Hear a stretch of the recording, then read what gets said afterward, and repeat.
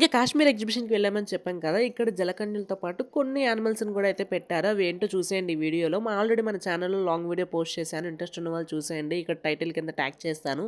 ఇక్కడైతే పెద్ద పెద్ద యానిమల్స్ లేవు గానీ కొన్ని కొన్ని ఉన్నాయి. భలే ఉన్నాయన్నమాట. ఇవైతే కరెక్ట్‌గా నేను వీడియో తీసినప్పుడు కొట్టేసుకుంటున్నాయి. చాలా రకాలున్నాయి. ఇదైతే ప్రతి ఒక్క దగ్గరికెళ్ళి ఏం పెడతారా అని చేతులు పట్టేసుకుంటుంది. ఇదైతే భలే యాక్టివ్‌గా ఉందిలేండి అన్నిట్లో. ఇవన్నీ చూడడం మనమైతే ఫస్ట్ టైము. దీన్ని చూడడం ఫస్ట్ టైమే.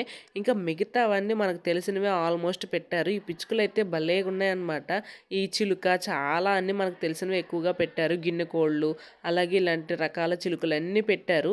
ఇంతకీ ఎగ్జిబిషన్ ఎక్కడో చెప్పలేదు కదా! విజయవాడ సితారా సెంటర్, సితారా గ్రౌండ్స్‌లోనే పెట్టారు. ఏ ఎగ్జిబిషన్ అయినా ఇంకా సమ్మర్ వచ్చిందంటే ఆ గ్రౌండ్స్‌లోనే పెడతారు. ఇక్కడైతే కొన్ని కొన్ని రకాల పక్షులైతే ఉన్నాయి. అలాగే పిల్లిని గూడా పెట్టారు. పిల్లిని చూసి నవ్వుకున్నాము. అన్నిట్లో ఇది మాత్రం మంచి హుషారుగా ఉందిలేండి. ఇవైతే రాక్షస బొల్లుల్లా ఉన్నాయి గానీ నేమ్ తెలీదు. That's about today video. By by.